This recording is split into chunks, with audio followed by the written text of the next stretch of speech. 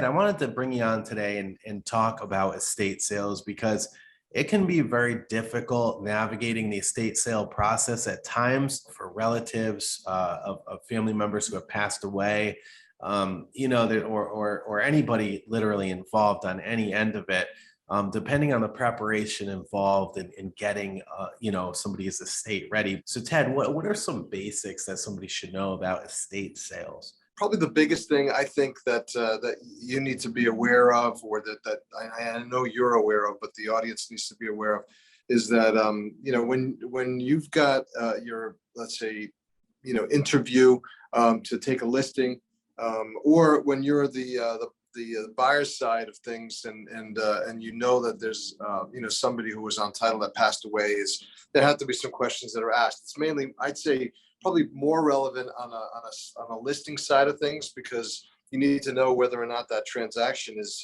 something that you can put on the market and not be delayed, because probate, just to take that step and explain what that is. Probate is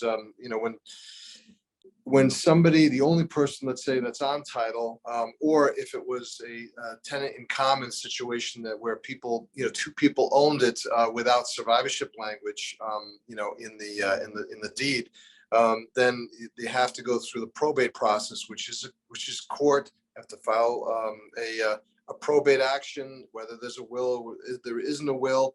The court has to get involved. You need an attorney, and there's time involved, so it's not something that you can just, flip a switch and get the result that you want. And you have to plan ahead.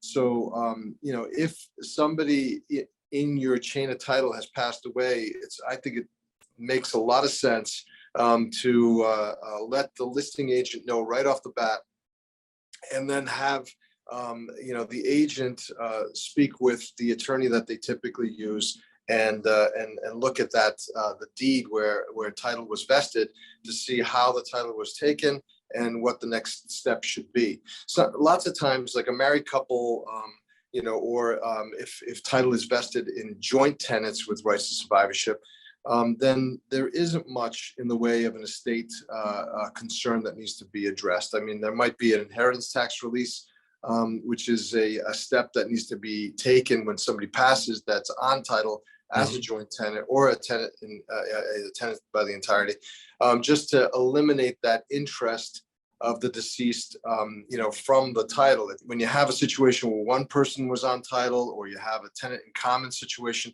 then you can run into these delays. And so you don't want to find this out, as you're at the closing table, because that's not going to work for you. It's not going to work for anybody.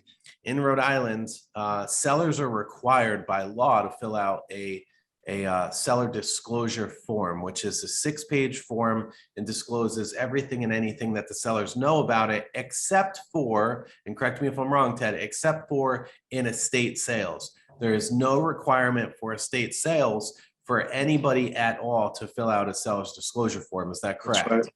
Yes. Okay. Yes. So now, obviously, there's some situations where people want to sell properties quickly to cash buyers. The property may need work. It may need updating a lot of times. And if somebody wants to maximize their earnings for that estate, maybe they have debt they have to pay off, or maybe there's heirs that just want to split a higher, amount, and the property is in good enough condition where they can sell it on the open market.